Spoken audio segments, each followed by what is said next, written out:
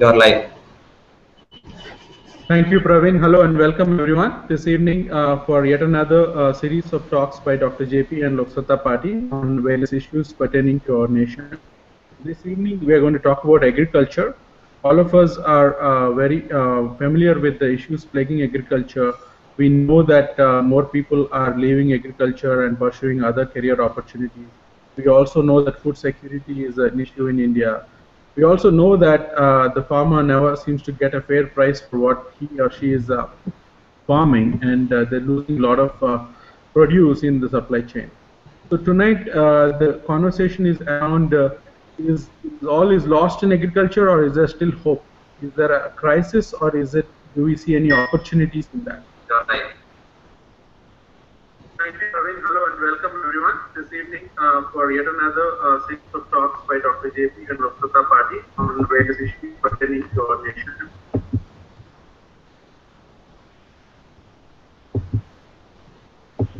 So tonight we received a lot of questions from various people across the country and literally across the world. I'm going to ask Dr. JP to start off with talking about what he has been doing over the years. Many of us are familiar with his long fight for getting the fair price to farmers. Very uncharacteristically of him, Dr. JP took to the extreme step of violating the law to make a point that one should be able to sell the paddy across the state border, so they should be able to get the fair price. This act of him in 2012 has resulted in about 360 crores of money going into farmers because they got better price for their paddy in Andhra Pradesh. So Dr. JP is deeply involved with various farm-related issues, from all the way from marketing and FDI to the crop loans and loan waivers and all of that. So I would like to request Dr. JP to start off by sharing his initial thoughts about the sector in general, what he thinks about the state of agriculture today and the state of farmers in our country, and make some comments about the latest loan waiver that is being discussed in Andhra Pradesh, and then we will go on to questions that are submitted by viewers around the world. Dr. JP, yes. Thank you, Srinivas. First one correction, Srinivas. The 2012 intervention of Lok Satta resulted in 3,600 crores benefit in just one season on one crop. The important thing is not so much the number, but how much can be done to help farmers by preventing the government in its tracks, in its stupid policies. 3,600 crores in just one season in one crop, namely paddy, one variety, namely BPT. That is the kind of loss sustained by stupid policies, and that's the kind of benefit that the farmers can get if the government can be made to do the right things. Then you can imagine how much damage is being done to agriculture on a sustained basis. As Srinivas said, the big picture we are all familiar, but still a couple of numbers are important for us to keep in mind. The first is we only have 2.5% of the land mass of the world. India's land mass is about 2.5% of the world. But what is not normally understood or normally talked about is we have more than 11% of the world's agricultural land. India has about 50% of the land which is arable or agricultural. Out of 328 million hectares of land, 160 to 170 million hectares is put to or can be put to agriculture, which is quite unique. Very few countries have that kind of a ratio that can put agriculture. And therefore, the land mass of India under agriculture as a ratio of the global land under agriculture is 11%, that is 1/9. We are about the largest or the second largest in the world. We are actually quite agriculturally rich in that sense, if we harvest the resources well. The second is, we all know about income disparities. Even today, a little over 50% people depend on agriculture entirely for their livelihood. A lot of other people do get income from agriculture. Perhaps many of us today participating in this Google Hangout also get some income from agriculture, but we are not counted in this 50% plus. We are talking about the people who rely on agriculture fully for their sustenance.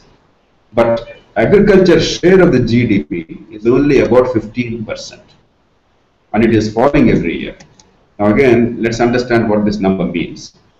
We have about 125 crore population. Roughly about 65 to 70 crore people depend on agriculture for their livelihoods. But agricultural share of our GDP is 15%. That means roughly about 15 lakh crores at current prices. Because roughly India's GDP today is about 1 crore crores. That means the per capita income of those dependent on agriculture is only about 20 to 25,000 rupees, because some of the money actually is going to other people who don't depend on agriculture fully. Therefore, it comes to only about 20,000 rupees per annum. I want this to be understood. The income of these 50+% people of this country, merely because they depend on agriculture, is about 20,000 rupees or 25,000 rupees per annum, per capita, which is absurd. Unless we raise it to a minimum level, it's not even a really good level. I'm talking about a minimum level, a reasonable level of, let's say, $1,500 a year. That means about 1 lakh rupees per year. That means 7 or 8,000 rupees per capita per month. Unless we raise it to that level, there will be abject poverty in villages, and we'll have two Indias. And there will be phenomenal migration to cities, and there will be social strife, and there will be no opportunity for the agricultural population to have the urban amenities or access to better technology or education or incomes. That is the challenge.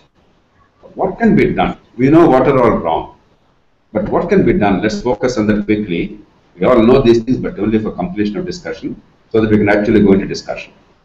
The first is, for what is produced, how do you guarantee a decent price?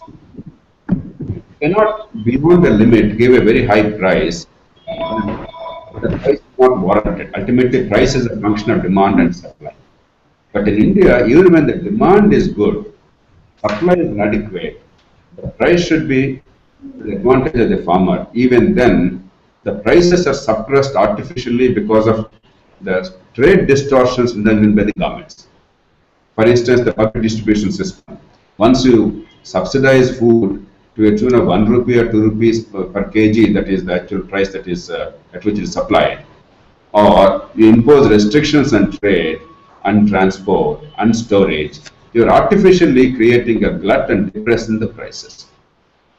And unless the agricultural economy, which is already suffering because of its extraordinarily low income, gets access to trade and access to the price when it's available, when it's possible, there is no way the farmers get incomes. Ultimately, just like all of us, the farmers raise crops to get incomes for livelihood.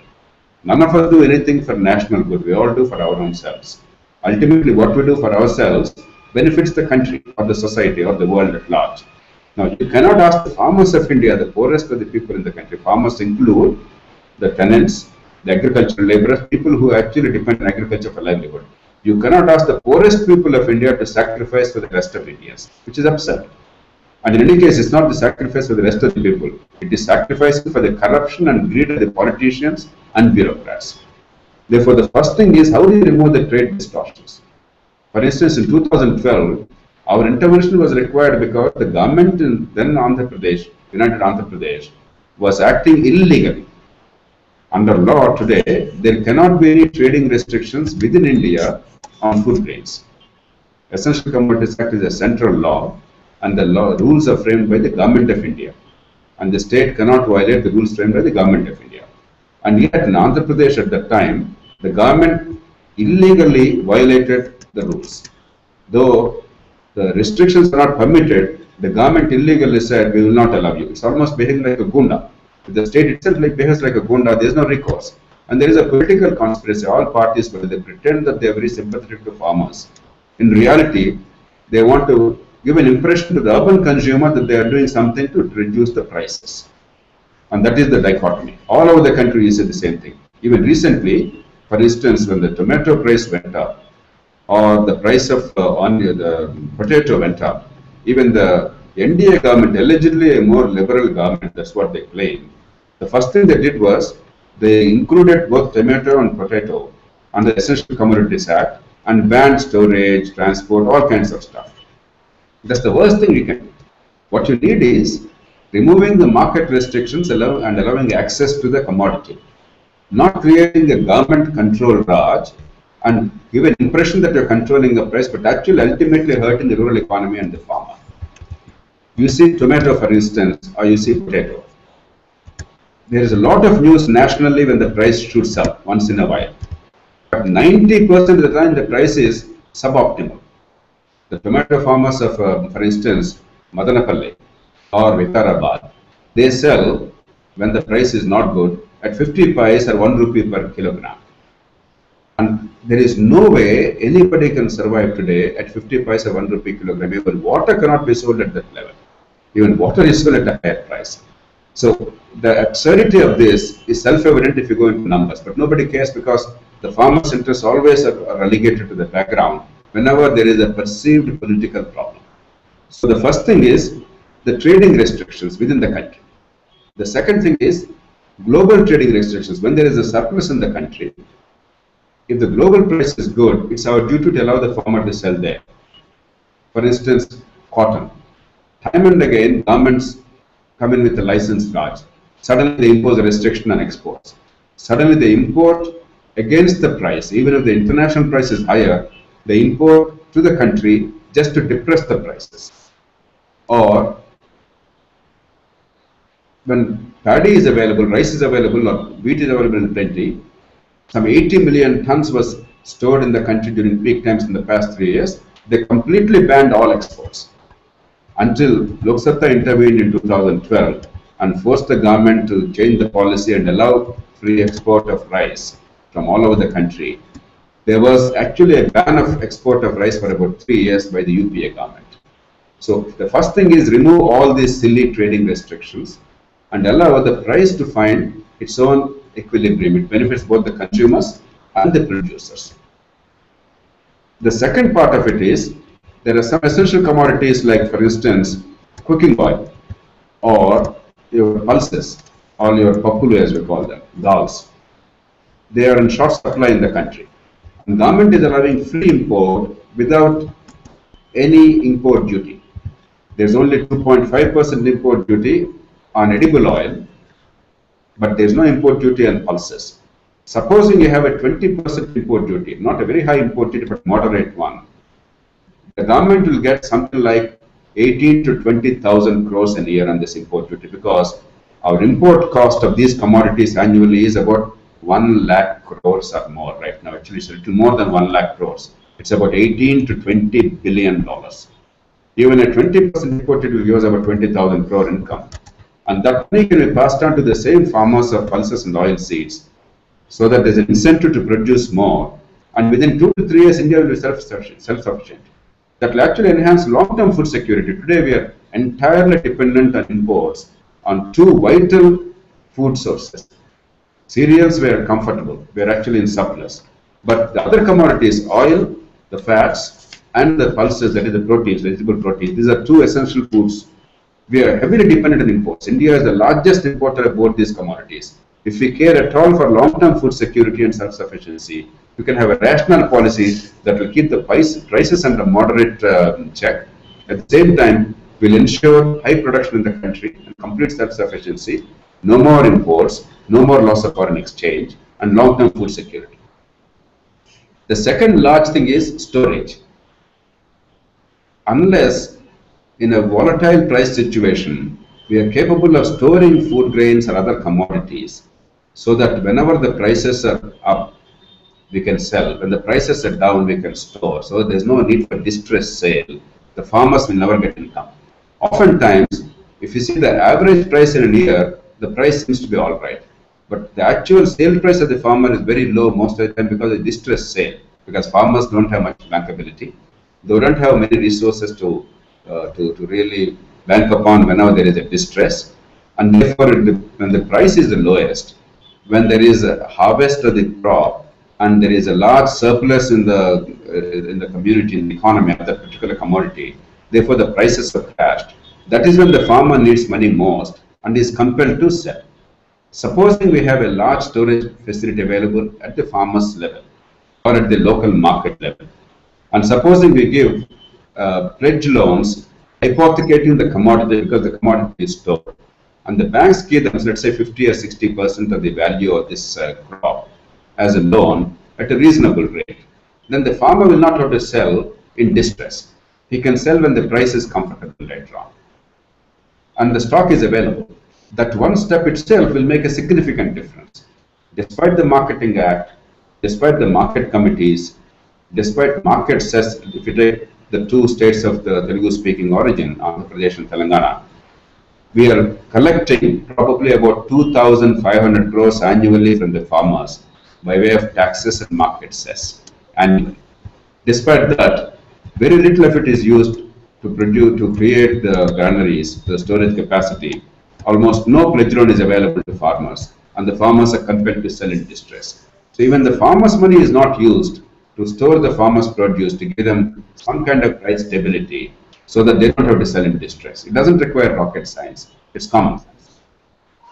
The third thing is value addition, particularly in respect to the horticulture, the fruits and vegetables, because we all know 40–50% of the commodity is lost because it's prone to perishability, it is damaged and destroyed, and the prices crash most of the time, and sometimes the prices shoot up dramatically, and the difference between the low price and high price is sometimes 15 to 50 times, which is absurd. Supposing we have actually value addition apart from storage, we have processing facilities in the large. India processes only about 2 to 3% of horticulture. Supposing we process 40 to 50% of horticulture. Supposing whenever the prices are down in the market, you sell to a processor at a reasonable rate, not a very high rate, but a reasonable rate, so the farmer gets a decent price, and the processor gets also at a comfortable price, and the processing is done. And the processed food is available to be dumped into the market whenever the prices rise dramatically. Both the consumer and the producer are benefiting. And in order for this to happen, the storage, the transport, the processing, etc., you require retail chains. And that's the reason for the retail trade opening up in the country. Much of the debate is distorted because instead of looking at it from the farmer's point of view, we are looking at it from the FDI point of view. This whole xenophobic tendency to stop anything worthwhile and modern is doing enormous damage to us. It is very much like, in the olden days, 25–30 years ago, the bankers used to go on strike every year, opposing computerization on the ground that employment will suffer in banks. Now, all of us know today, if India said no to computers, where would India have been at this point of time? So this absurdity, this antediluvian, this totally atavistic, extremely foolish and backward-looking approach, and not really building a future for all of India, and protecting a few small number of people at low incomes, not at high income, and then pretending to be farmer-friendly or the pro-poor. This must stop in this country. Rational approach to public policy is required. Once these three things are done, we have to really focus on the whole food procurement policy. We are spending about 1 lakh crores to 1,20,000 crores annually. And that is about 400 crores a day in this country on this whole procurement and FCI and the fair trade shops. Most of it is wasted. There is phenomenal corruption. There is enormous literature in that. And we must see that there is real security for the truly starving few. And that number is about 3% according to National Sample Survey Organization, which is one of the most credible organizations in the world, statistically speaking. We can perhaps enlarge the number by about 4 or 5 times and say 15% of Indians must get food grains either free or nearly free. That's not a problem. But we don't need to really give food grains. We can actually give money because food reaches everywhere in the country. From Himalayas to Indian Ocean, from Guwahati to Ganganagar, there is not a place where food reaches. Affordability is the problem. Therefore, we can actually evolve mechanisms for giving food stamps or something else, rather than having an elaborate, inefficient, corrupt, and completely leakage-prone public distribution system. Then we could have reduced the expenditure, and we would have ensured food security. We would not distort the markets, and agriculture will be protected. One last word about technology. Please remember, India's production in 1950 was 50 million tons of food grains. Today we produce more than 200 million tons of food grains, 210, 220 million tons of food grains. At peak time, we have 80 million tons of food grains stored, that is rice and wheat. We have the world's largest food grain storage with the government. Most of it is exposed to the sun and rain, and there is no proper silo or go down, and a lot of it is rotting, apart from corruption and inefficiency. We are able to produce so much of food grain only because we have technology to help us. Norman Borlaug, who died a couple of years ago, he was one of the greatest benefactors of mankind. He brought to India, to Mexico, the new seeds, the high-yielding varieties and the hybrid varieties. And these countries benefited dramatically. First wheat benefited, later on rice. And now newer technologies are coming in. For instance, genetic modification of seeds is nothing but more efficient use of genetic technology. All seed improvement is genes technology. People don't realize it. Throughout history, for the past 10,000 years, mankind utilized genetic technology. But then we did it by trial and error, and it took a long time, decades, generations, and sometimes centuries. Now, luckily, with the biotechnology at our disposal, we can precisely transfer that particular gene that would give us the benefit. And that means we accelerate the production of seeds and production of technology to meet the newer challenges. Resistance to certain pesticides, for instance, emergence of new pesticides, or need to reduce the emergence of new pests, need to reduce the pesticide consumption, enhance the productivity, meet the challenges of climate change in the world, global climate change, and add additives to the food, like for instance certain vitamins and other supplements, so that it is more nutritious, or add such qualities which make it more marketable. And that's what the gene technology is about. That's what the hybrid technology has been about for the past 50 years, 100 years. The gene technology is made an extension of that. 1 billion hectares of land in the world, more than 1 billion hectares, has used the gene technologies. About 160 million hectares of land at this point of time is under GM seeds. Most of the crops in America, in Australia, in Brazil, in China, in Canada. These are the 5 countries which are the granaries of the world. Most of the crops in these 5 major countries apart from India, they're all under GM seeds. Somehow, some well-meaning but misguided elements in India, without understanding the technology, have some notions that this is very dangerous to human consumption. Not at all. I'm a student of biology. I'm a medical doctor by training. I can guarantee you, if you eat any nucleic acid, all the genes are about DNA. The DNA is a deoxyribonucleic acid. If you eat nucleic acids, they simply do not get absorbed into the body. They are digested by a complex process in the gut. And only the fully digested products go into the body. The genes and DNA don't go into the body in the first place.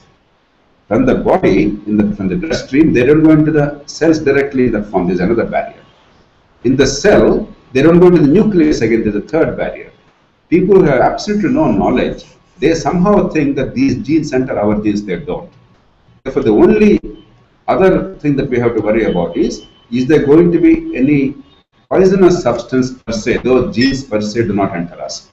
That is what is required to be tested, and that's what the regulatory agents are about. And the crops that are tried and tested for years and decades all over the world that are perfectly safe, there is no point denying ourselves the opportunity. Not a single human being lost his life or has fallen sick so far in the world because of GM seeds. This is an established scientific fact. So we have to really be much more open. The only risk is if these genes are transmitted to the indigenous crops, the traditional varieties, then that gene pool may be lost to us. It's a notional loss. And that's why there are certain regulatory mechanisms available to prevent that kind of excessive mixing. That's a normal crop management problem, that's all.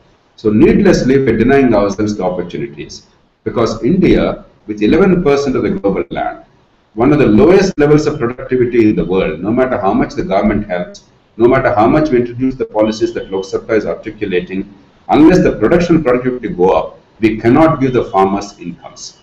If you keep giving farmers higher incomes and low production, that means our prices will shoot up in a poor country. We'll become uncompetitive globally, and our consumers will pay exorbitantly. That is absurd. Therefore, ultimately, we have to enhance our productivity, even as we ensure that the farmers get the price. So there's a lot at stake on many issues, and half-baked thinking, short-term political populism, ignorance in matters of science and technology, all these are playing havoc in the country. With rational approach, we can actually make agriculture a very vital area which gives the nation an economic prosperity. For instance, last year, India got about $39 billion by export of agricultural commodities.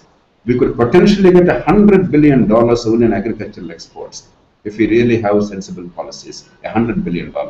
It's not much, but it's a lot in the Indian context today. And we are denying ourselves this kind of an opportunity and undermining Indian agriculture. It's high time that a fundamental change is there.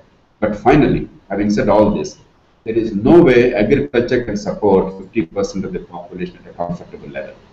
Therefore, we must create mechanisms for technology to be available at local area and villages.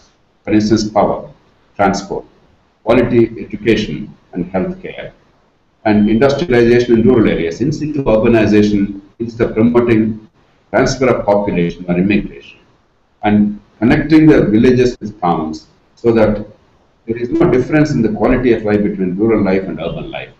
All this means decentralized economy, decentralized polity, and a deep sensitivity to the bulk of the people in this country who are living substandard, subhuman existence of 18th and 19th century.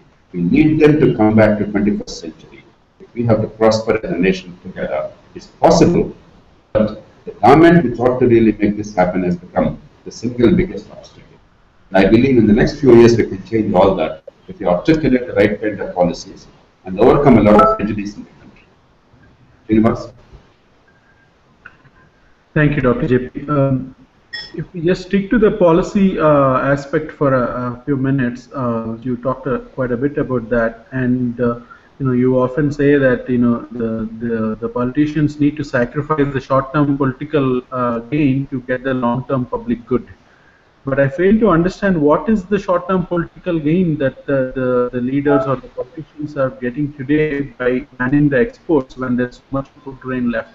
What political gain is stopping them from doing the long-term political gain? Perhaps if we understand that, maybe we can understand the incentive for the politicians to do the right thing.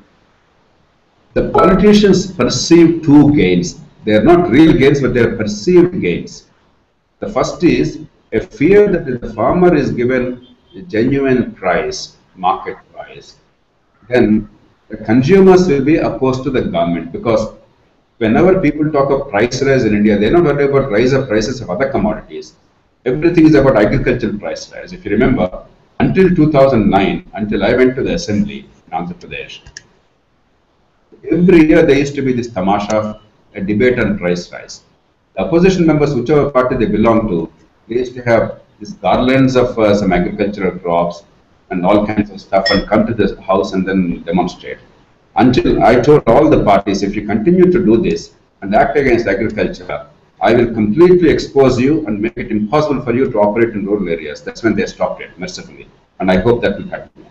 So this perception that the consumer is going to be very happy if you depress the price is actually nonsensical. Most of the consumers also are the agricultural people or the village people.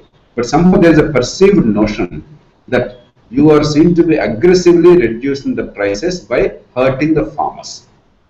The second is, equally, whenever there is a sudden rise of prices of these perishable commodities, there is a desperate sense that the politicians feel, because there is a feeling that onion, tomato, and sometimes potato, these change governments. The Janata government is supposed to have lost in 1977, before most of the participants in the Google Hangout today were born.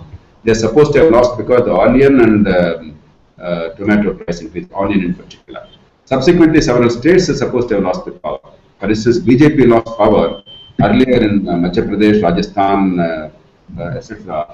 because of onion pricing. So there is a fear that the perishable commodity price may increase. So it is a perceived notion that the price rise will be there. Actually, by enhancing the production and by ensuring a stable income to the farmer and by stabilizing the prices, both the consumer and the farmer benefit. Only thing is, you don't appear to be dramatically doing something one day for the consumer. In any case, all these policies are not reducing the prices or stabilizing the prices. They're only giving a perception that the politician is doing something. For instance, even a man as enlightened as Arun Jaitley, the first thing he did after coming to office, when the onion and potato prices are the high, was immediately bring them under Essential Commodities Act, because they didn't have the courage to tell the people that, look, regulation and license and permit are not the answer. We have to ensure that there is a stable price, and right now there is enormous instability and volatility. And further, the following things are doing. Within a month, the prices have come under control. They have anyway come under control. But you have to pretend to do something. And once you bring in the license and regulation, the farming sector suffers. The second part is corruption. They are part of a corruption cycle in the country. For instance, this whole FCI, the civil supplies, then the grain purchasing officers, the fair trade shops. In Hyderabad city, you want to appoint a fair trade shop dealer, 3 lakh rupees is the going rate. You want to appoint a district civil supplies officer, 50 lakh to 1 crore rupees is the going rate. You want to appoint a senior officer in FCI, 5 crores to 10 crores is the going rate. So phenomenal corruption. So it is these kinds of totally distorted incentives that are damaging the in terms of policy, what are the laws that are in play here? We seem to participate in WTO, and global policy making comes into picture, and then there is state level laws that prevent farmers from selling across the state boundaries, essential commodity tax. So can you give us a rundown of what laws or acts are we talking about here? What specifically need to be changed, and can there be a citizen-led movement there? Over the past few years, there have been many attempts to say local poll or other things, where there's a public outcry and in the campaigns to influence the policymakers. If that were to be done, are there any specific thoughts you have about what the demand can be from a layman's terms, or what act we want to be modified? There are, broadly speaking, 6 areas. 4 of them are negative areas where government's intervention is always damaging. For instance, Essential Commodities Act. We must understand the history of this throughout the world. In the wake of the Second World War, there was starvation in most parts of the world, including Europe, because there was shortage of food grains, economies were in distress. In India, for instance, in Bengal, there was this famine. Amartya Sen's work is entirely based on Bengal famine, from 1943 to 44, was Bengal famine. Millions died and many more millions starved. In Britain, there were bread lines. There was a lot of starvation and shortage of food grains. So people have this recollection globally. For instance, in the then Soviet Union, extremely rigorous food control was ordered, to the point that Marshal Zhukov, who was in control of Stalingrad during the Second World War, he ordered a whole family to be shot down merely because an elderly man who died in the family, his name was not informed to the government. They did not say, look, in our family so-and-so died, therefore we don't require rations in his name. Because there was starvation rationing, in the hope that they will use that rationing for the rest of the members of the family, they suppressed the fact of his death. And he simply lined them up on the wall and shot them down. That was the kind of rigorous shortage and rigorous steps required then. That was the context in which we had the Essential Commodities Act, this whole rationing concept. Somehow in the collective memory of India, because of the socialist mindset, we still think in terms of rationing, think in terms of controlling. Some of you may recall, if you grew up in villages, 30 years ago or so, 40 years ago, if a Tahsildar went to a village, the farmers ran to the farms. They were not available in their homes because they were terrified of the Tahsildar. Why? Because in their granaries, they stored food grains, waiting to sell when the price is appropriate. In their own homes, whatever they produced, small quantities, some 50 quintals, 30 quintals kind of thing. For that, under law, you require some stupid license. You have to go and beg, you have to go and drive and stand in a queue. Our farmers did not know how to do that. And therefore, whenever an official comes, they used to run when there was producer's levy. That's the kind of humiliation agriculture was subjected to and continues to be subjected to. Except that today, instead of the farmer's levy, now it is so-called miller's levy in paddy. In case of wheat, still the farmer's levy applies. So, the Essential Commodities Act is the first and the most important thing. Ultimately, it must go. In the meanwhile, the rigors of this stupid law must be removed. For instance, all the controls on trading, on transport, on storage, they all emanate from this one law. The second is the global trading restrictions. Even if the Essential Commodities Act goes, the international trade, India's export-import policy is in the hands of the government of India. It will be forever. Whereas in respect of all other commodities, we try to encourage our own producer and encourage our own population and try to get an advantage as a country. In terms of agricultural commodities, we always try to encourage the other countries. The amazing thing is because India is not having import duties on agricultural commodity imports. India is the only country that does not have any duties on agricultural imports. Among many, if you look at Japan, they just don't allow rice to come in, though there is a rice shortage in the country. A country as rich as Japan, for instance. The exporting countries are now imposing an export duty because they know that India anyway will import, there is no choice, therefore let them make money. That is the absurdity we have come to. The two commodities, particularly I mentioned, oil seeds and pulses. So international trade is going to be in government sense. It's not about the Special Commodities Act. It is the government's sovereign right to control trade. So that's the second one. The third one is certain regulatory mechanisms like genetically modified seeds. After we have our own laws and regulations. And they are distorted because of complete lack of understanding. A lot of well-meaning people, unemployed, Gandhians, a lot of the Swadeshi Jagaran Manch and other Hindutva people, a lot of the NGO wallahs who are foreign funded, particularly European influence, not American influence, who don't understand technology and who really think that they are saving the world. And there's a fourth group, Marxists. Strangely, Marxists are global in their scope. Marxism is a global philosophy. It's an international philosophy. They are technology oriented. But somehow in India, Marxists are antediluvian, they are totally inward looking, they are totally anti-technology and anti-everything. So these four groups came together to do enormous damage to the country, and their lung power is phenomenal. The fourth area is market laws. You mentioned already market societies, the market laws in the country, restrictive marketing laws. And when the markets exist, they are controlled by the politicians, for instance, and there is no benefit given to the farmer with all the market says. So the whole market laws, and these are state laws.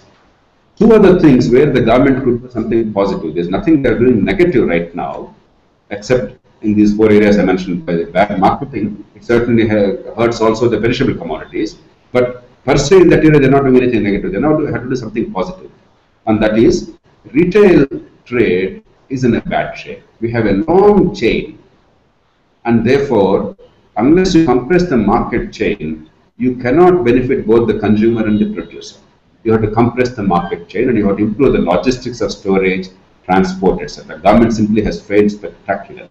Now there is no point hoping that the government will somehow do these things. Private sector must come in a big way, and therefore retail trade and all this. The second part is value addition, particularly in horticulture and other areas, the perishable commodities. Unless there is value addition like in the US and elsewhere, no tomato farmer in the US or orange farmer in the US, they suffer.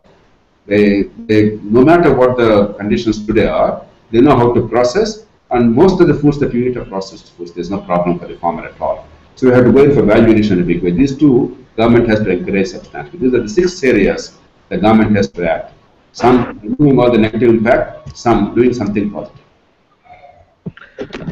Thank you, Dr. JP. Just staying on the international scene just a little bit more, there seems to be a long line of foreign countries extremely interested in India right now. Every other week, a British minister is in India, the Prime Minister of Australia is here, Modi was in Japan, and then there was BRICS summit a couple of weeks ago.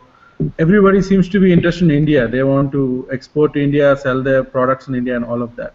Isn't this the perfect time for Indian government to leverage the strength that they have in terms of working on the global laws to their advantage and to their farmers' advantage? Isn't this the best time for them to push for such changes? In terms of manufacturing and industrialization, certainly government of India is looking at that. In terms of infrastructure, they're looking at that. But I'm not sure they really have tremendous focus on agriculture and the value addition and how you can transform the rural economy with the international or the global interest that is now so evident. To be fair, Manmohan Singh government had at least that perspective, though they could not act much. And therefore, they did buck the trend and fought very hard to at least liberalize on paper the rules in respect of investment in retail trade. But this government is not even deeply committed to it, though they're continuing that policy somewhat reluctantly. Publicly, at least they're saying they're opposed to uh, retail trade. So I don't think this government really has any deep understanding or deep interest in leveraging this kind of global interest in the economy on agriculture. We have enormous strengths in that sector. The kind of vision we should have is, and that's what we should communicate to this government and the Prime Minister. Look at Malaysia. Malaysia one of the more progressive countries in the developing Asian economies. One third, though, the recent tragedies that they suffered, they indicate that Malaysia is doing badly, but actually, as an economy, they're a sound economy. That's a good model for us. About 30 to 35% of the GDP still comes from agriculture. About 30 to 35% comes from manufacturing. Again, one third comes from services. It's a very balanced kind of economy. If you go to Kuala Lumpur, on the way from the airport to the city, you will find enormous amount of palm oil trees now. Of course, they're lucky because the climate is very favorable to them. The soils are good. They have regular rainfall throughout the year. Temperature now goes beyond 30 degrees Celsius, etc. But they're really leveraging it by high-value agriculture. That's the kind of vision that India should have, because we have 11% of the land. We have some very fertile soils. While our rainfall is erratic, it's not bad at all. If we leverage our strengths and do a lot of water harvesting and bring in technology, we actually can be a major global agricultural economy, producer and exporter. And that's something that we should leverage. Only recently, there is a beginning of the recognition that India could also earn foreign exchange from agricultural exports. But we haven't scratched the surface yet. I think we have to make the policymakers aware of this tremendous potential. Srinivas. Okay, switching gears a little bit from Malaysia and global rules to Andhra Pradesh, and this is a question that's been asked by some 45 people on the moderator, and it's pertaining to Andhra Pradesh. I will ask the question that Banu from Nellore has posed. Banu says, I think our political parties are using loan waivers as a key tool just to gain the votes. Instead of that, why doesn't the government take some steps to improve agriculture sector with that money? Using the same money, can't they make the agriculture sector better? What is your opinion on the loan waivers and how that money could have been better used? Srinivas, you're absolutely right. Everybody who is sensible in the country agrees that a lot of money should go into agriculture and rural economy. There's no question about that. In what form is the challenge? If the money goes as loan waiver when there is no real distress, and to be truthful, in general, while there is agrarian distress, there is no special distress this year. I must be candid about it. This nonsense about this year being a bad year must go. Actually, last year or two have been pretty good for Indian agriculture, relatively speaking. Though in general, agriculture, and I've already stated in detail, agriculture is at a disadvantage in India. Last year has been actually a pretty good one. The prices have been reasonably good. Today, for instance, the paddy or rice prices are quite comfortable, and the horticulture prices are quite decent, and there is no serious distress. Once the distress provided, there is production. So if money goes only towards satisfying the people's temporary urges by loan waiver or some other cash input, without actually enhancing two things: the productivity and therefore the ability to produce more tomorrow, and two, the infrastructure and the trading requirements, therefore the ability to derive more income from the same production. This is where the money should go. If the money goes, for instance, towards better technology, creating what Lok Sabha calls agri-clinics in every village, or at least for a group of small villages, using the computer technology, accessing technology, or if you create godowns, storage capacity, including cold storage where necessary, or if you have a price stabilization fund of 20 or 30,000 crores, annually you add 3,000-4,000 crores, so that whenever there is a distress, the government comes to the rescue by procuring on a large scale, storing, and then selling when the price is right. And arranging pledge loan mechanism, sitting with the same banks instead of asking for loan waivers, sit with the banks and ask them to give pledge loans so that they can store the food grains and or some other commodity, and then they can get the pledge loans. So that volatility of the prices is reduced, or going in for tremendous value addition, so that agri-technology comes in and the government guarantees that no, doesn't matter, initially you start these industries, if you lose money, I'll give you subsidies, so that they stabilize, much more investment will come in, and therefore farmers will directly benefit over a period of time. So that kind of subsidies, where you're actually adding value, you are changing the culture and the market conditions and enhancing the income of the farmers. The same 50,000 crores, you certainly put into agriculture, but in a different way. Then the economy will gain. The people will gain, farmers will gain. It's a win-win situation. Whereas now the government doesn't have this 50,000 crores. Andhra Pradesh state talks about 50,000 crores or thereabout. Telangana state talks about 20 or 25,000 crores. None of these states have this money. Please remember, all of India in 2009 spent 65,000 crores for loan waiver. Even then it was a bad policy, but for Government of India, with the control of Reserve Bank and banks, with the ability to print currencies, with the ability to float bonds, to commit with 65,000 crores at one go is not impossible, particularly when the economy was doing well in 2009. When the economy was not doing well, but a state government without any leverage, when the government is bankrupt because of the state's division, to commit now 50,000 crores in 1 year is absurd. It is totally dangerous. It's anti-farmer, it's not pro-farmer. Farmers didn't ask for it. You simply created the demand in order to get your votes, and you're going to hurt the farmers. Next year again, farmers will be on the street. This tamasha must stop, and we must put the money in the other sectors as we discussed.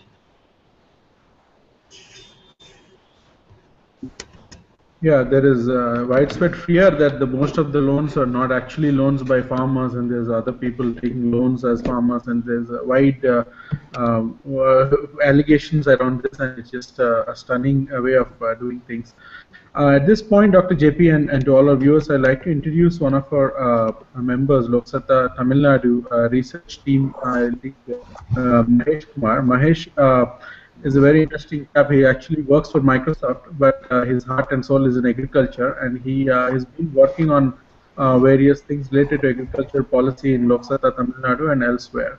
Mahesh is also curating a group of folks within Lok Satta, and anyone interested in outside also can be part of that group by joining the group. We will be publishing that information on how they can work with Mahesh and Dr. JP going forward towards the end of the program. But at this point, I'd like to introduce Mahesh and ask Mahesh to ask the set of questions that we have from the viewers. Mahesh? Thanks, Srini. Friends, the link to volunteer has already been posted on Twitter and Facebook from JP's handle, so you should be able to access the form. So let me start with the questions.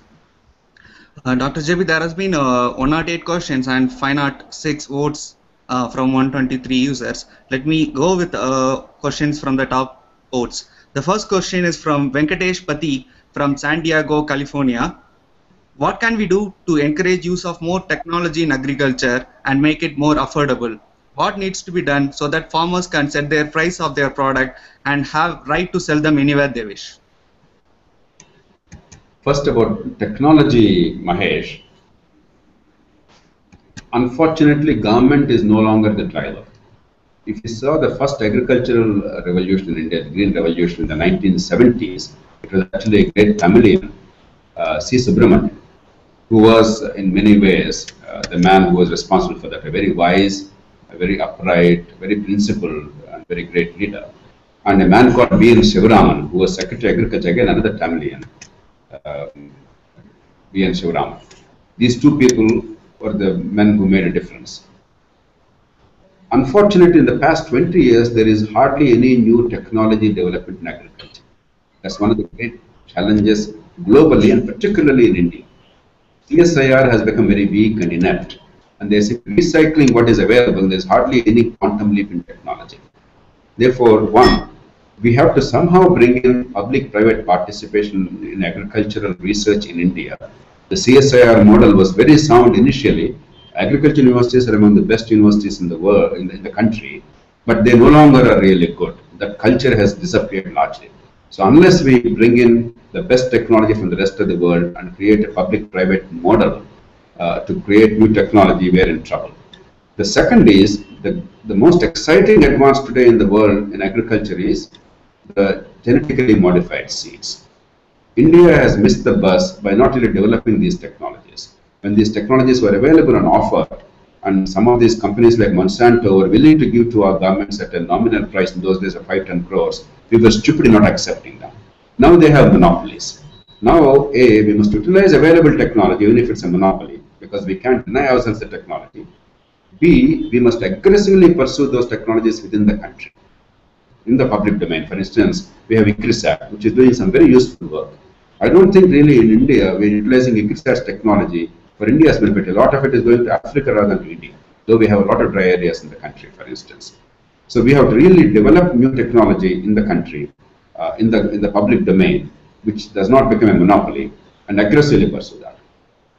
And I believe that we have the capability because of 50, 60 years of infrastructure building, agricultural universities, etc. We have the manpower, but unless these people are adequately incentivized, unless you create a climate where they create new technology, most agricultural graduates and researchers, they either flee the country or they become inconsequential people, technologically speaking.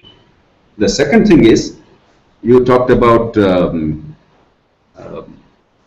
farmers setting the price. Yes. We must be very fair and realistic. Right now, because the governments are acting in an anti-farmer manner, most of our language is pro-farmer. But once the government acts in a fair manner, we must also be mindful of the consumers' concerns. Therefore, the farmers must try and compete increasingly. While for some time we may protect them from imported pulses and oil seeds, which is necessary from the country's point of view, time and again, Indian farmers have showed that if all conditions are equal, they will do as well as anybody else in the world. That the farmers must be used to. They must not depend on government largesse because India doesn't have that kind of money to subsidize a large number of farmers. Other countries subsidize farm sector in a big way because please remember, if you take the United States, agriculture is only 3% of the economy and 3% of the population. The rest of the 97% to subsidize 3% is not a big deal. Europe is 5% of the economy and 5% of the population. India, 15% of the economy and 50% of the population. Therefore, there is no way the rest of the economy can subsidize in a big way. Therefore, the only way agriculture can become really effective is when it does not depend too much on subsidies. So, though some judicial subsidies are required, we must enhance productivity. So, our role must be A, in giving incomes when they produce, B, in giving the infrastructural and technological conditions in order to produce more on the same acre of land, because we can't go on enlarging area of cultivation. Already we have 50% area under cultivation. And already we discussed many issues where the farmer can get decent price by government sensible policies. But one of the important ones is about this whole markets. Under the marketing acts today in most states, the markets are entirely controlled by the government. In Andhra Pradesh and Telangana, for instance, the MLSR decides who are the market committee members. They're all political, based on political patronage. They do nothing to improve the market conditions. In Telangana state, where people depend heavily on these markets, the bandicoots, Andikokuru, they actually, they all live there in the markets. There are no compound walls. There is no cover. The food grains that go there, they're actually, they're subjected to the elements of nature. There are no toilets and bathrooms. Even women I have seen, they spend 3 or 5 days there, and rats simply come and destroy the food. It's disgraceful, these conditions. Of course, there's no storage and there is no cold storage, there's no processing, there's no dryer, nothing of the kind. Though the state is collecting 2,500 crores in Andhra Pradesh alone, and Telangana alone. Other states, I'm sure, roughly similar picture obtains. So a lot is needed to be done. A lot can be done, and very quickly, because we have the resources, especially for agriculture, if only we mean business. Srinivas. Yeah, thanks, JB. The next question is from Prasad Dugirala from Hyderabad. One of the problems faced by farmers is lack of free market for his produce. What can be done to check manipulation of prices by middlemen or brokers at market yards? Isn't it the right time to amend AP Market Yard Act to allow farmers to sell anywhere? Absolutely. The market monopoly of one agricultural market should go. Officially now, other markets are allowed incidentally, but they are very slow because there is a moral hazard. The department that regulates the market is now asked to actually license new markets. Now, why will they be interested? When their incentive lies in controlling or in corruption, they will not allow free competition. Therefore, we must remove many of these hurdles and allow anybody to establish a market more or less free. A complete laissez-faire, near laissez-faire kind of situation with minimal safeguards so that some fellows know they do not cheat the farmer. Sometimes even that happens, tobacco trade, etc. We have seen that. Therefore, we can make sure that everybody deposits an X amount of money as some ratio, reasonable ratio of the annual trading volumes, so that in case the default on payments, that money is available. The only safeguard required is will they default on payments to the farmers? Subject to that, really the government should not care how many people establish markets and where. That kind of a system is required. But much more important in the long term is going to be the retail trade. Unless the retail chains come in a big way, you cannot compress the market chain, you cannot add value, you cannot have storage and grading and transport and processing. And until you do that, you will not be able to help the farmer and the consumer both. Typically in India, the farmer derives only 20 to 25, sometimes 30% of the end price of the agricultural commodity on the whole. Food grains, much more, but perishable commodities, much less. On the whole, on an average, it's only about 25 to 30% or 35%. Until the farmer gets about 70% of the end price, we will never really be able to help the farmer because you cannot increase the price forever to the cost of the consumer. You have to reduce the price or keep the price under reasonable check for the consumer. You have to increase the farmer's share. That means there must be fewer people to share these margins. And that means compressing the market chain. Apart from bringing in a lot of investment and logistics and value addition. And that's what really retail trade policy is. Without understanding that, this whole policy of so-called FDI retail trade is given so many galleys in this country because there's irrational approach to public policy analysis in the country. It is a win-win solution. There is nobody who's going to be a loser because retail trade is increasing dramatically. And therefore, the traditional sellers, the traditional vendors, they will continue to have their share. There is no problem. In an increasing retail trade, if today it's 100, it's going to be 500 in, let's say, 20 years. In the remaining 400, there will be a greater percentage of the retail chains, that's all. The share of the traditional trader will be coming down progressively, but absolute volumes will not come down, they'll actually increase. And the new form of technology, new economy will take over more and more share, which is good for the country, like computers taking over increasingly. Therefore, this notion it will hurt the country is a nonsensical notion. The current BJP government seems to believe in the same thing because they are publicly committed to not allowing retail trade. But unless that happens, along with markets being liberalized, the farmers will not gain, the consumer will not gain because ultimately you cannot help the farmer at the cost of the consumer. You have to help both. Okay, Jabir, let me move to the next question. What is Lok Sabha's stand on GM crops and BT seeds? They should be encouraged or not? I have already made very clear our stand, Mahesh. We have also gone to the Supreme Court against the stupid, illogical approach to impose a ban or moratorium on GM seeds testing also in the country.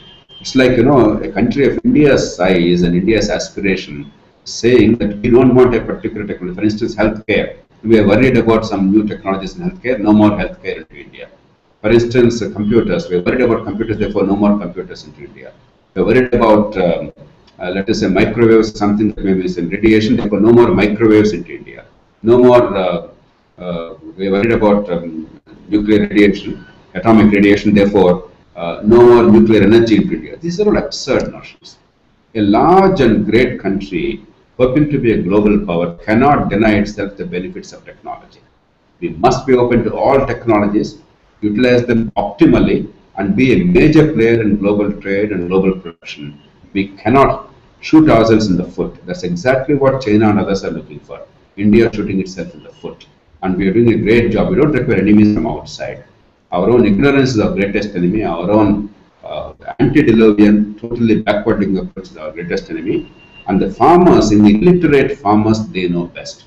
The moment BT cotton came to India, without any promotion from the government or anybody else, 97% of India's farmers accepted BT cotton. Why? Because they realized that A, the yields are going up, B, the costs are coming down, C, the pesticide consumption has come down dramatically. Environmentalists who are opposing GM seeds must understand GM seeds reduce the pesticide consumption dramatically and therefore protect environment. So these people who are supposedly for a particular cause don't even know what they're fighting for. This kind of a dilettantism, this casual approach to technology is very dangerous to the country and to the environment. And GM seeds are absolutely necessary. They are the biggest boost to agricultural economies throughout the world. And major agricultural countries like the United States, Australia, Brazil, China, and Canada, these are the five apart from India greatest agricultural economies in the world. India is among the 6 largest agricultural economies in the world. All these countries are embracing. Only in India we have this existential crisis. We try and hurt ourselves. Europe is the only continent where they have the luxury of talking about all kinds of things, but Europe doesn't have much agriculture. They depend on agricultural imports. They don't care much. We are not to follow European model at all. Mahesh. Yes, then the next question is from Vikram from Pune. I agree with you that we can make agriculture profitable in the long run, but till the fruits of long-term measures reach the farmer, how is it possible for him to survive with the debts he had taken?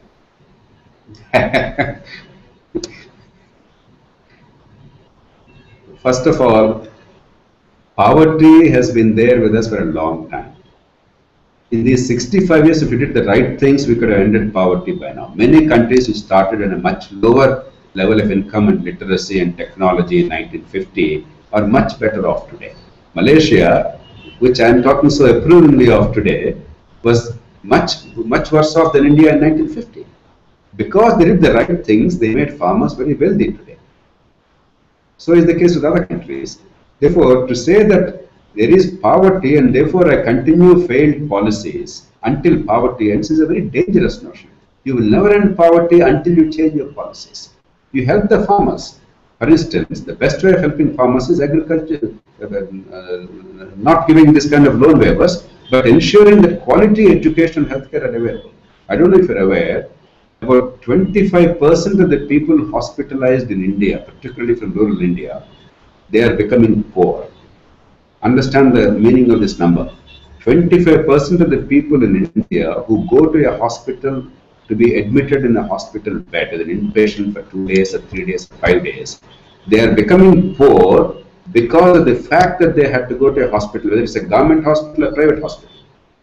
Most rural indebtedness and poverty is related to not merely agriculture, not merely agricultural debts.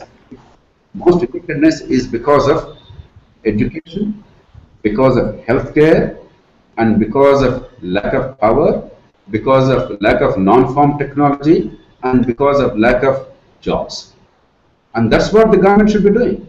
Promote rural economy by ensuring adequate power. Just because you live in a village, you don't have power except for 7 or 8 hours a day. Rest of the day you have no power. In 21st century without power, where is education? Where is comfort? How can you control mosquitoes? And how can you have any kind of modern economy? Do you want today's Indians only to go to the farms and dig the pits and fill the pits all the time? Even in agriculture, is that the way forward for the country? So if only our education is of high quality, without having to pay out of pocket, the farmers and the agricultural laborers are able to send their children to school and college without spending money in these coaching institutions. Just ask the farmers how much they are spending money there. Ask the farmers how much they are spending money on health care, and how much they are suffering on account of mosquitoes and lack of drainage and lack of water supply in the village and lack of power. Do these things right and help in agriculture in terms of the price, as we said, and in terms of the productivity. Farmers will take care of themselves. We need to protect the farmers from the friends of farmers, not the enemies of farmers. The alleged friends of the farmers are the greatest enemies of agriculture and the farm sector and rural sector in the country. They are not the friends of the farmers. Please protect me from them. The farmers will know how to take care of themselves. Okay.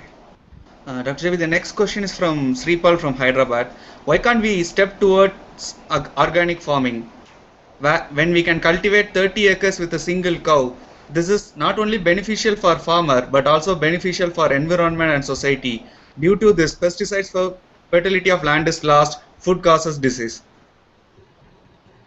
Mahesh, I cannot answer this question authoritatively. I only have some intelligent layman's knowledge, nothing more. Therefore, whatever I say, it is with this caveat. Ultimately, what are we seeking as a nation? We are seeking adequate quantity of agricultural production, high productivity, to meet our requirements, indigenous or export. And we are seeking adequate quality. For instance, if the pesticide residues are not going to be there in organic farming, the quality is enhanced, therefore it's good for health, it's good for marketability. If these two things are assured by any technology, we must accept it. If organic farming gives us these two things, It gives us adequate productivity and adequate marketability and quality. Organic farming or some other form of farming or GM seeds or chemical fertilizers, I don't care what it is. Whatever gives us these two things. Now, most agricultural scientists believe that there is unfortunately a trade-off after a point between the productivity and organic farming.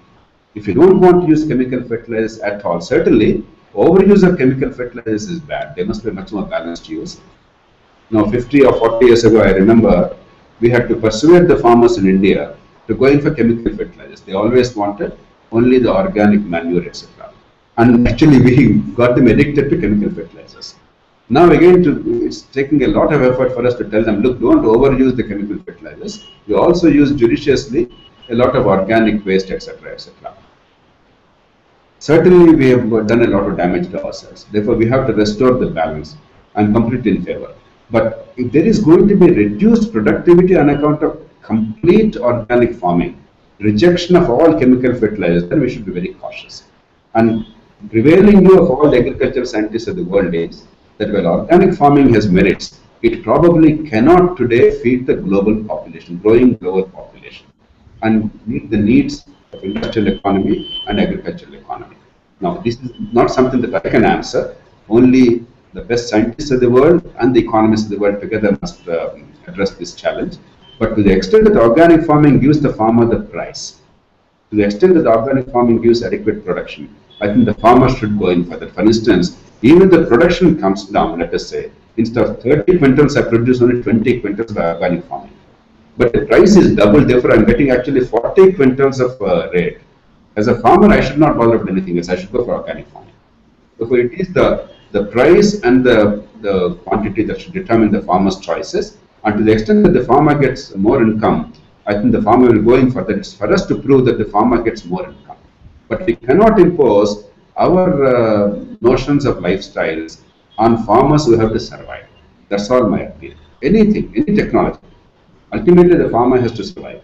When we have cushy lifestyles, we have air conditioning, we have 24-hour electricity, water supply, our children go to fancy schools, and we travel globally, we are addicted to new technology, and the farmer lives in 19th century existence. That's not fair because of our fancies. The farmer is entitled to decent quality of life like anybody else, and therefore, give the farmer the price, give the farmer the income, then any technology, anything is perfectly all right. I have no problem with that. Okay.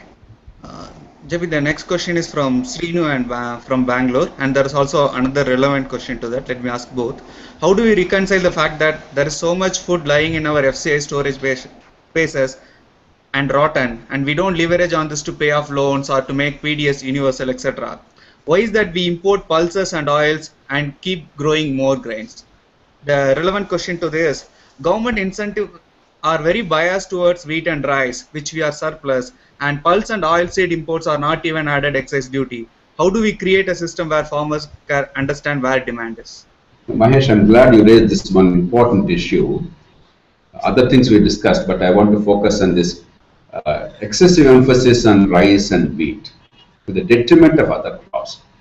Let alone pulses and oilseeds, where we are in short supply. India is the largest importer. India is also probably the largest consumer of both these. I don't think any other country uses more cooking oil than India, because of course we have a large population addicted to oil. And that's why we have so many coronary heart diseases in India. And no other country depends on vegetable protein as much as India, because we don't eat much animal protein. Most Indians, even if they are non-vegetarian, we are not habitual non-vegetarians on a daily basis. Most of them eat only once a week. So therefore, we depend only on pulses for our protein intake. Our dependence on is enormous, and we are the largest importers of both these commodities. But we'll leave that aside. We already discussed that. But the tragedy is, because of overemphasis on in the public distribution system and procurement and minimum support price, only on rice and wheat, the other minor millets, the other food grains, which are actually nutritionally much richer, is ragi, jowar, sajja. These are all actually much richer food. They have more minerals and more vitamins and more proteins than wheat alone. And two, They are largely produced in the dry areas of the country. 70% of agricultural Indian farming is still dry area farming. Only 30% or 32% has assured irrigation. And rice and wheat are largely from assured irrigated areas. Now, I am all in favor of rice and wheat farmers getting benefit. The rest of the farmers also are our farmers, whether they belong to Rayalaseema, or upland, coastal Andhra, Telangana, or Karnataka dry areas, or the Gujarat dry areas, Maharashtra, they are all our farmers. And these people actually deserve more income. And by destroying the market for these, making only rice and wheat the primary commodity subsidized at the local level in our PDS system, we have done enormous damage to our farmers in dry areas. Therefore, when we talk about changing these policies, we must aggressively pursue this. The poor farmers in dry areas don't even understand the damage done to them. They think by shifting from bajra or ragi to rice, let us say in South India, they think that they have actually gone for better quality of crops, which is nonsensical. Actually, bajra, ragi, etc. are any day better foods. I eat every day either brown rice, unpolished brown rice, or ragi. See, for the upper class people, increasingly these are fashionable. Whereas for the poor, we give them an aspiration that highly polished white rice is the best food, which is nonsensical. It's undermining the economy and the personal health poor. Therefore, while we articulate these, we must tell the dry land farmers damage done to their economy, as well as the consumers the damage done to their health, and then make the government understand the political cost, because the people are now ready for change. I entirely agree with the question around this. The other issues we have covered quite adequately. So the next question is from the person from Hangout. Shripal, can you go ahead and ask the question? Yeah, can you hear me? Yes. Yeah, hello sir. My question is like I used to see every time, every year in my hometown, at the beginning of the season, there is a shortage of seeds, and a lot of farmers end up buying in black, or they don't even get it. Why? I mean, isn't it an easy problem to fix? Because it is actually an easy problem to fix. Uh, there are laws in the country, because you have to regulate the seed production, because if people are treated by wrong labeling, false labeling, etc., then farmers really are at the mercy of the seller, trader. They have no independent technological ability to understand the quality of the seed. Therefore, the laws are required, but they are badly implemented. But I think that part is getting better. Supply side is getting better. But the second part also is increasingly, because the farmers don't understand the cost benefit analysis. What we call Valamberry, a certain, what is the correct word, Srinivas, for Valamberry? This, I'm not getting the. Irrational exuberance. This guy in the bandwagon. Because when my neighbor does it, I also do the same thing. There may be actually a better seed available, but everybody wants to go for the same seed at the same type suddenly, because that becomes fashionable that time. There is no way agricultural market can produce an adequate quantity every seed before, in anticipation that all farmers will go for that particular variety of seed only. It is absurd, because please remember, biological production always has a lag time. There is no way you can produce overnight, unlike industrial production. If you already create the capacity, from tomorrow you can start producing more if the demand is more. But in agriculture, if suddenly there is an excessive demand for a particular variety of seed, and there is reduced demand for another equally good variety of seed, there is no way I can suddenly start producing tomorrow. There is only fraudulent selling, and there will be high price. So there is also a lot of farmer education. This can be addressed on both fronts. One is creating increased seed generation capacity, which I think is already happening anyway. And many areas are becoming now seed producers. This is certainly required in a corrupt country. But much more also educating the farmers about the relative benefits of the seeds, and making them understand that if all go for one particular variety of seed, the price will go up and very much like fertilizer. For instance, they have this complex fertilizers 24, 24, 24, 18, 18, 18. Now, all these are nothing but very permutations and combinations of nitrogen, potash, and phosphorus. Farmers, without realizing, suddenly going for a particular commodity, the price shoots up. Others realize it. They don't realize it because there's no understanding of basic technology. And then they say, look, there's a shortage of a particular fertilizer. So it's also about consumption patterns. We have to educate the farmers about the best use of these seeds. Okay, Dr. JP and the viewers, I'm glad to inform you that we have one of the reporters from 10 TV channel, a young reporter, Mr. Balakrishna, is joining us on the Hangout now. Mr. Balakrishna, are you online?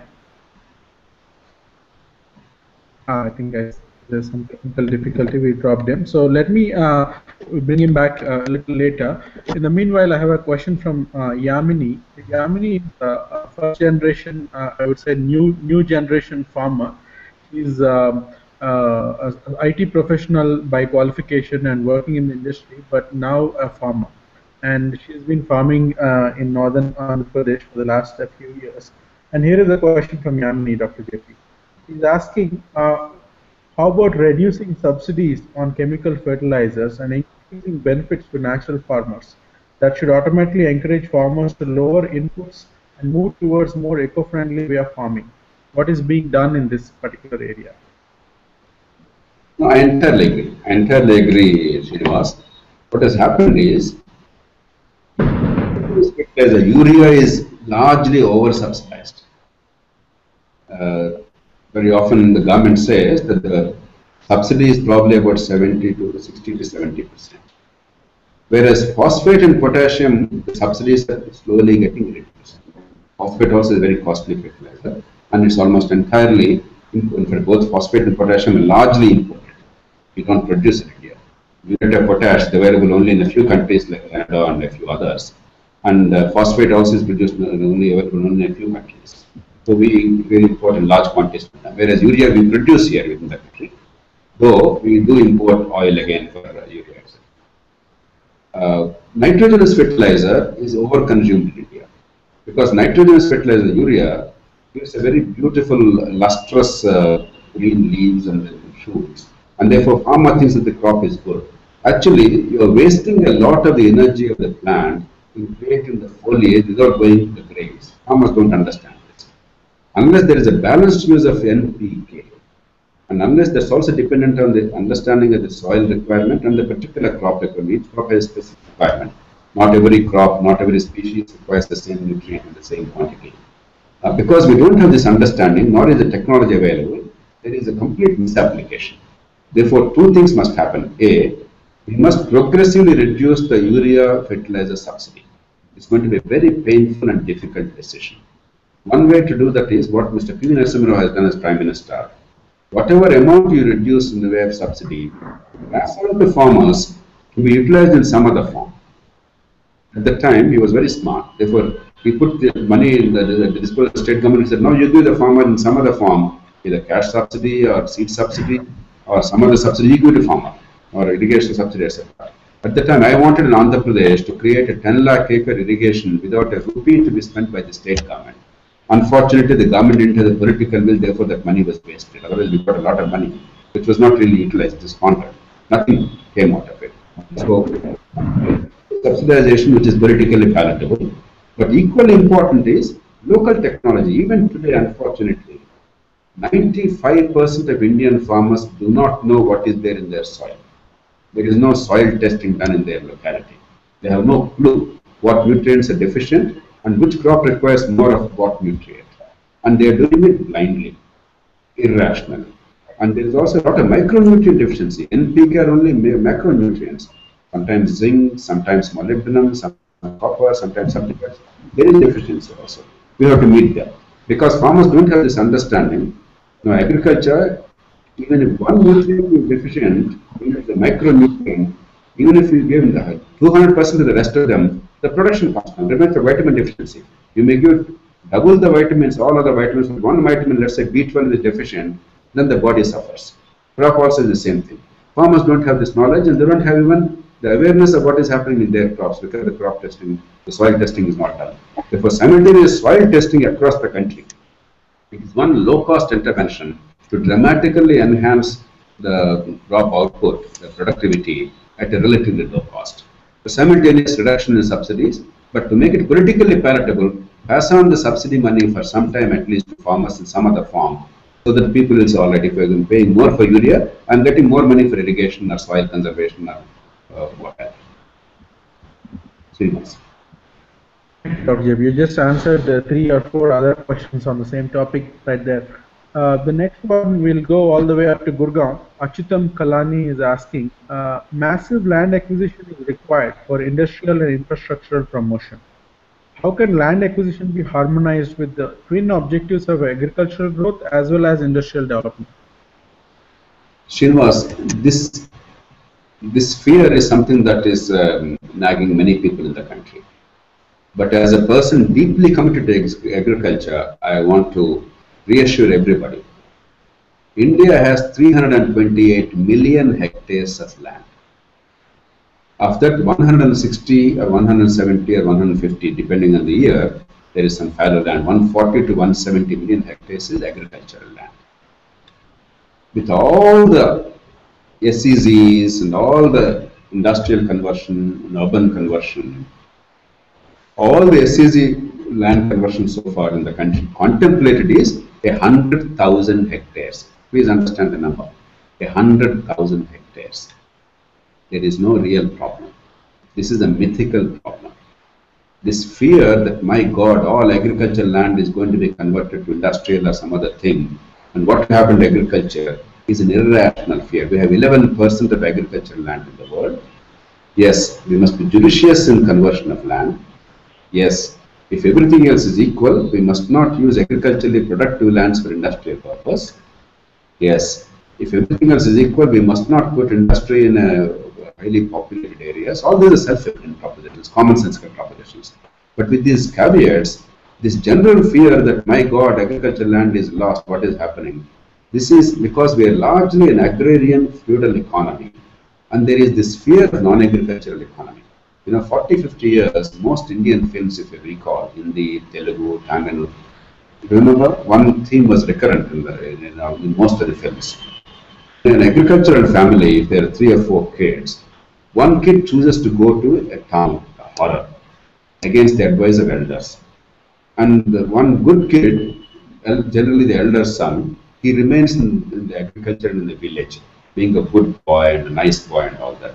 25 years later, the urban kid, he comes back the tail between the legs because he's chastised and he's a villain, he's learned the mistakes and he apologizes. And the rural kid triumphs. This was the notion, because anything non-agricultural, non-rural was bad is our notion, culturally. It is that same thing that is now transferring to our understanding of public policy. We must shed that. We must examine issues objectively, dispassionately, because as a growing economy, we do require land for non-agricultural purposes. We must not do it irrationally. We must not do it for irrational exuberance of real estate. But for legitimate economic activity, land is a factor of production. We must understand that. And if you build infrastructure, if you build the roads and create electricity facility locally and give water supply, any land can be opened up for industrialization. And therefore, the fears that agricultural land by conversion to industry is going to damage India are vastly exaggerated and misplaced. Yes, there should be some precautions. Yes, the farmer should get adequate compensation, and more important, a share in the prosperity that comes out of the land conversion, and therefore a part of the land must be held by the farmer. Yes, the farmer also has aspiration to go into industrial economy. The farmer's kid wants to go into industry. 90% of the farmer's children, 95% of the farmer's children do not want to go back to agriculture. Please remember that. Therefore, they require industrial economy to grow. And for the other people to go into agriculture, like somebody asked earlier about the new technologies, etc., you have to have economies of scale and new technologies available. So we must make agriculture hospitable to all these kinds of aspirations. Let's not have some unnecessary barriers created because of needless prejudices and fears. Srinivas. Yeah, going back to something that we started on, and this is something that you get a lot of comments on even before this particular Hangout show or a period of time watching your social media space and also generally following this topic. And many people have asked this question, which is, I would like to, and this one is coming from Sharath from New Jersey, and I would like to urge Dr. JP to rethink his views on GMO. In the USA, there are movements that have taken place to discourage the GMO. Monsanto has corrupted the USDA and FDA for their personal benefit. Encourage organic, that's the boat we should not miss. So this is something everybody wants to know what you think about. GMCs I've already mentioned, Srinivas, and also there's a write-up on that. Please go through that. Uh, we often confuse between technology and economics. Monsanto's monopoly is wrong, or anybody else's monopoly is wrong. We should not be submitting ourselves to that. I don't know if many people are aware. Lok Sabha is the one that went to the High Court against Monsanto about the higher seed cost several years ago. And after Lok Sabha got an order, the Andhra Pradesh government then woke up and then they imposed some restrictions on Monsanto. They went to the Monopolies Commission at the national level and brought the prices down. Therefore, we are completely opposed to monopolies. But technology and monopolies, don't confuse between the two. Because I'm angry with an MNC on account of monopoly and exorbitant profits, must not make me blind to the technologies that are desperately needed to my country and to my farmers. And as far as technology is concerned, these are scientific matters. And the scientists are the best ones to answer these questions. Without any scientific background, saying that there is a damage done either to human health or to the farmer is nonsensical. Farmers damage, farmers know best. Human health, scientists know best. Therefore, we cannot decide on the street the merits or demerits of these policies, which are highly technologically oriented. It's like saying whether 4G, fourth generation or fifth generation computing is right or wrong. What will decide? Will the politician decide? Will the assembly and parliament decide? Or will the market and the scientists decide? Technological issues cannot be democratically decided. The democratic choice is, do you want agriculture production? Do you want to enhance productivity? Do you want to protect the health of the people? Do you want to enhance the lifestyle of the people? But what are the tools which are ideally suited can only be decided by the technologies. The politicians can only decide on the broader policy, but you can't go into technological matters. For me, I remember, I'm just giving you as a caricature, 35 years ago, an MLA wrote a letter to me. I was an intern in a general hospital, a government hospital. There was a man whose limb was about to be amputated because unfortunately it became gangrenous, infection was uncontrolled, and there was no choice but to amputate that limb. This MLA was very well meaning, but he wrote a letter to us saying, "Sir, he is a poor man. Please do not cut off his limb. If you cut off his limb, he will suffer, and therefore I request you not to cut off the limb." Now, I'm sure if you put that to vote, the majority of people would say, "Don't cut off the limb." As if there's a choice between cutting off the limb and not cutting off the limb. There's actually a choice between living and dying. If the fellow has to live, you have to cut off the limb. It's as simple as that. So you cannot make technological issues open to democratic debate or voting. That's the problem. In India, we don't realize what are the things to be decided by technologists, what are the things to be decided by the people. You cannot have information, and if you want to decide, you must have full knowledge and full information.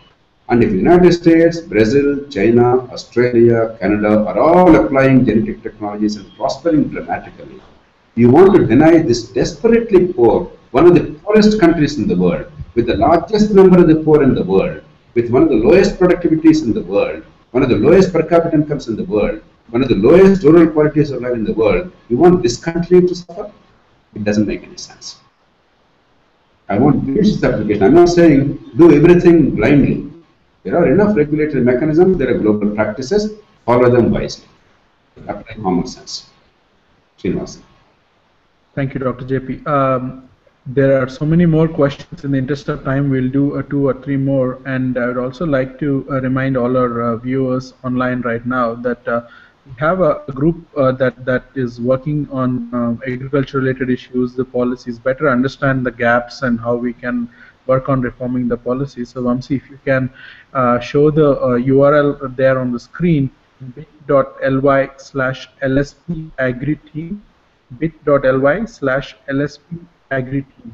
If you click on that, you will be able to enter your email and you will join the team that Mahesh and others are driving, and you will be able to stay in touch with Dr. JP and Lok Sabha on how we can influence policy and do other things to improve the life of farmers and agriculture in this country. We will also be publishing that link on social media later as well. very nice to know that about 35 people have already joined the group in the course of this discussion today. It goes on to show how much people in the so-called high-tech world and social media are interested in doing more detailed and serious work in learning and understanding agriculture. So that must be heartening to you also, Dr. JP, to hear that so many people are joining this kind of groups. I'm also very glad to see a lot of farmers, posting questions for this show. This one seems to come from another farmer out of Chennai. Subhash is asking. Subhash says, "I bought a weed cutter in subsidy for 15,000 rupees, which was priced actually at 30,000 rupees. It's not even worth paying 10,000 rupees. Is there any chance to see India a manufacturing hub of farm equipment, which helps to generate employment and growth in agriculture farming? Seems to be best of both worlds. So what do you think about this?" One of the problems with so-called subsidies, what Subhash raised is a very, very pertinent problem in almost all agricultural subsidies. On paper, there is subsidy, but in reality, the cost is jacked up dramatically, whether it is micro irrigation, drip irrigation, or agricultural farm equipment, as Subhash mentioned, or something else. If the price is X in the market in ordinary circumstances, the so-called subsidized commodity is priced at 3X, typically. And then they say 1.5X is subsidy, and ultimately there is no real subsidy. It's a myth. So this kind of a fraud is going on, and therefore unless we completely revise our views about how to spend this money, this subsidized money, the current method of subsidies are merely enriching the government machinery. For instance, micronutrients, there are subsidies available. I know for a fact that whenever the micronutrients like zinc sulfate are distributed, there is a standard cut of about 10% or so to the ministers concerned and the officers concerned, directly collected from the producers. And like in every sector in India, unless we really remove it from the government control, unless we make sure that the money goes directly to the farmer in some other form, and then let him decide in what manner he will utilize. If we want to help the farmer, let us give per acre X amount in cash directly. Right now that we're talking about financial inclusion and farmers having bank accounts, etc., and Aadhaar numbers are available. If you're actually depending on the crop and the farmer, you give the farmer directly X amount of money per acre. Let the farmer decide in what manner he is going to utilize for agriculture. And secondly, for larger infrastructure, like for instance, soil conservation, water harvesting, deploy resources like Employment Guarantee Act in a large measure for improving the resource endowment locally, particularly water and soil conservation. Unless we completely redirect most of our subsidies, all these subsidies are on paper, and then we are getting flack from the international agencies. They are saying that we are exceeding the 10% aggregate support to agricultural sector, and therefore you are not WTO compliant. You know much of this debate, etc. This is a myth. Farmers are not getting much at all, and yet on paper it is shown that they are getting a lot. Largely because of the distortion of these subsidies, I think they should go. In this current form, they are not right. Rescue subsidies in another form, but not in this form. The next one comes from Umesh Chandra from Hyderabad, and he's asking, so what's your take on the stand erupted by the BJP at the WTO, demanding a permanent solution before the protocol on trade facilitation is signed? Will it not impact our international relations? Srinivas, the problem is essentially this. In a weak moment, most of the poor countries in the world accepted a silly formulation. There are two elements to limiting subsidies in agriculture. One element is it must not exceed 10% of the gross value of the produce. It's reasonable. After all, if you give more than 10% as a ballpark number, you are distorting the markets. Therefore, it's reasonable. It's called aggregate measure of support. Somebody can say 15%. I have no quarrel with the numbers. No. For the poor countries, there are certain safeguards and some time given, etc. All that is okay. That's a matter of detail. But the problem is, while calculating the amount, instead of saying at a point of time, and the current market value 10% of the aggregate measure of support, they said, on the basis of the value in 1988 or thereabout, I think the year is 1988, 10% of the value. Now, I'm sure when the people drafted that, they probably meant well, because globally commodity prices actually are falling. If you notice the trend between 1980 and 2010 globally, the primary commodity prices have generally fallen, particularly agricultural commodities. Though because of China's market entry in a big way, non-agricultural primary commodities like iron ore, etc., for some time the prices have gone up dramatically. But otherwise, general trend in the world in the past 30, 40 years has been the primary commodity price has been falling. Therefore, when they introduced that, they probably felt that 88 price, if you take that into account, it will be to the advantage of the countries and the farmers. So I don't even doubt their intentions. I'm not attributing malafide to them. But they forgot that in countries like India, agriculture had been under tremendous disadvantage because of what is called adverse terms of trade, and therefore the prices were artificially suppressed in the 1970s and 80s. Therefore, those prices were rock bottom. B, these are inflation countries. Every year we are having 7 to 8% price rise, as opposed to Western countries where 1 to 2% price rise or 0% price rise is the norm. And therefore, the prices are bound to go up even to stay where they are. And therefore, if you fall back in 1988 price, it means by today's prices, it's probably only 2% or 3% of the aggregate metal support. It's an essentially calculation issue. I think we must make a robust case and say, as a principle, we are willing to go by the 10% aggregate measure support. But we cannot go by this for the following reasons. I gave you the reasoning in a broad sense. But there's adequate documentation possible and necessary to support the case the way I'm supporting now. And then say, therefore, go by the current thing. And you can actually demonstrate that the rest of the world, in the United States, elsewhere, the food prices have not gone up. In India, they have gone up. And they were rock bottom in India in 1988, and they have gone up today. They were adverse terms of trade then because of the government's stupid policies. We're now trying to make it a little better, and therefore prices necessarily have to go up. So we have to make that case. And therefore, I don't believe that we are doing something wrong. Probably the way we are articulating is not particularly wise. And we are trying to take a high road saying that we want food security. It is a myth. It's not food security. It is to actually benefit the corrupt bureaucrats that we are bringing in these things like Food Security Act. So I believe personally that's the wrong argument. Our argument should be that given India's conditions, given the prices in 88 and given the prices now, we have to have aggregate measure support on current market prices, not on 88 prices. Yes. Thank you, Dr. JP. There are several questions. In the interest of time, I will consolidate a bunch of them and put my own interpretation on it, and hopefully it will give the right question that many people have in their mind. Loksata has been talking about linking the MNREGA with agriculture and how we can benefit the agriculture sector and the farmers and the rural economy by somehow connecting the Employment Guarantee Act to agriculture. Can you elaborate on what is Loksata's stand on this and what is Loksata trying to make it happen? Let us look at two things, Srinivas. The first is, in this 40,000 crore or so annually we put into the rural economy. In the past 6-7 years, we put about 250,000 to 300,000 crores into the rural economy. If that money actually goes to enhancing productivity and rural resources, you are not only giving money in the short term to the pockets of the poor to enhance their purchasing power, which is good. We are also improving the productivity and therefore the income over a period of time without any additional burden.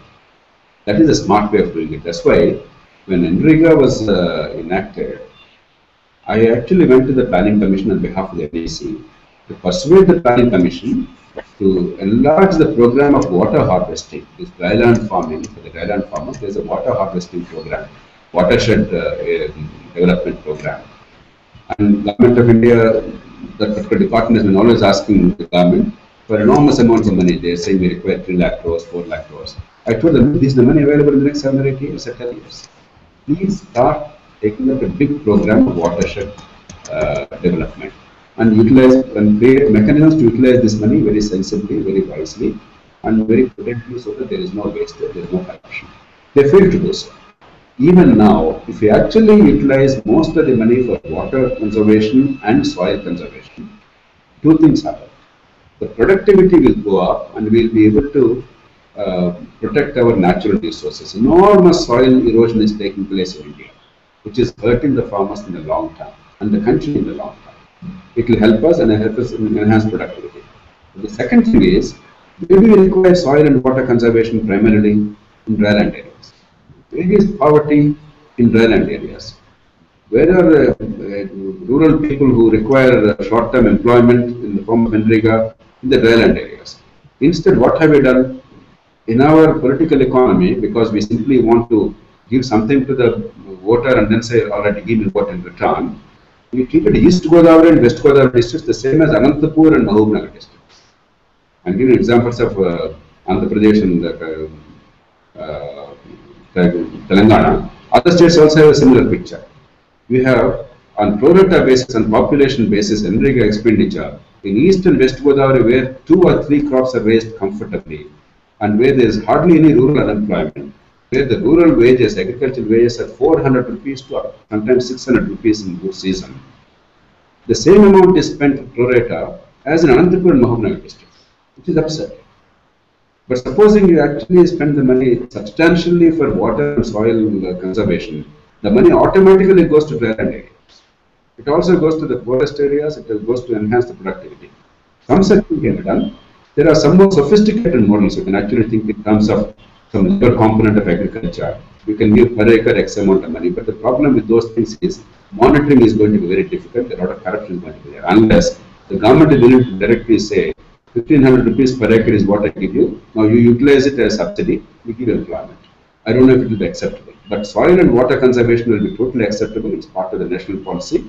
And if you take up a massive program in dry areas and deploy most of these resources only for soil and water conservation, I think it will serve the purpose of nation building and linking Sanrika money to agriculture. Thank you, Dr. JP. Speaking of those districts, several people online have also fondly remembered your tenure as a collector in some of the districts and what you've done for water and irrigation. It's good to see that. It's been an hour and 50 minutes since we started. You've been very patient and answered lots of questions. There are more, but I'm sure there'll be more opportunity to do this kind of thing. On behalf of the entire social media and communications team of Locus, I would like to thank you and all the viewers for joining us this evening.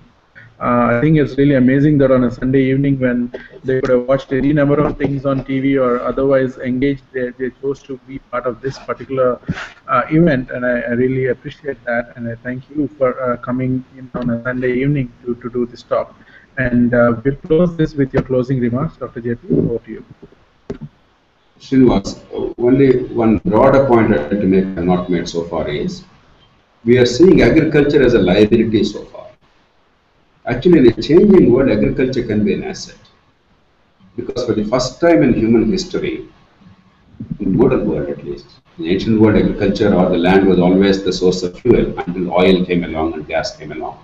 But in modern history, for the first time, there is going to be dependence on land and agriculture, both for food and raw materials, as is the case now, but also for the fuel. Because in the long term, right now the shale gas may be there, right now the oil prices may be under some control, but everybody knows that within 30-40 years ultimately we will run out of most of these fossil fuels and we have to look at some other form of energy. And ultimately in the long term, there are many scientists who believe that land is going to be the source of most renewable energy, and that is in the form of biofuels, because after all, what is agriculture? It is conversion of the sun's energy, the actinic radiation, into usable forms of energy. Food also is that. Ultimately, food is a fuel for our body. Similarly, fuel for your machine also is possible through agriculture. And technologies already are available if you harness them adequately, and if you use them on a mass scale, the costs also will come down. Therefore, agriculture could well be one of the major engines of global economy, as opposed to current day. Though people accept the notion that agriculture is important for food, etc., it's not seen as a major issue in the economy. But in the future, it will be a major issue. And because we have 11% of the land, if you judiciously now manage our agriculture, create sensible policies, have in the short term the policy to ensure that the farmers have higher productivity and the incomes are much higher, and there is value addition and link between agriculture and industry. This is the short-term policy. In the medium term, look towards building India to be something roughly equivalent to Malaysia in terms of agriculture and the balanced GDP, because there is no realistic model in which we will be able to depopulate villages in a big way in India in the next 30 or 40 years. No matter what you do, a significant proportion of Indian people will still live in villages, in rural economy. Therefore, unless their GDP share is reasonable, there is no way we're going to end poverty and social strife. But in the long run, we must also look at our agricultural land, our 11% of the global agricultural land, becoming a tremendous asset in creating the biofuels and therefore meeting the energy needs of India and maybe some other countries also if we can really do better.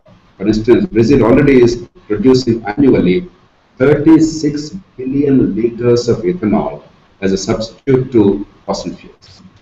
36 billion liters a year. We can do a lot more with better technologies. There are cellulosic technologies, there are other kinds of technologies whereby if all the biomass produced, most of which is actually cellulose, which cannot be utilized for any normal use, the fiber, etc. If that can be converted into fuel, then the world is going to be different, India is going to be different. We have to really be prepared for the future. And therefore, understanding the economy, the technologies, the global requirements of resources, and our own resource endowment, in sensible policies, keeping in mind our own needs to protect the rural population and the country's local needs. If you have a sensible approach, agriculture could yet be an important element of the national economy. I would not say it will be a dominant feature, because ultimately industry and services will dominate. But agriculture need not diminish as it is diminishing. It need not be a liability. It can well be an asset for the country. And that's what really Lok Sabha is aimed at. Thank you, Dr. JP. I think the day is not too far away when we are going to see ethanol bunks lining our highways and the farmers producing fuel rather than depending on diesel subsidy. So thank you very much, Dr. JP, for the insightful comments and patiently answering all the questions. Really appreciate it. And as we close this, I want to again thank the entire team of Lok Sabha that put this event together, Praveen, Sambireddy, Vamsi, Suresh, and Mahesh. And if you want to join the team that works on agriculture-related policies for Lok Sabha, please sign up on bit.ly, bit.ly/LSP-Agri-Team, LSP-AGRI-TEAM. I'm glad to report that more than 50 people have already signed up. So we'd like to see a thriving group working on this, and perhaps we can have another session later on once that group gets going and more work is done. Thank you, everybody, and good night. Thank you, Srinivas. Thanks, everybody. Good night.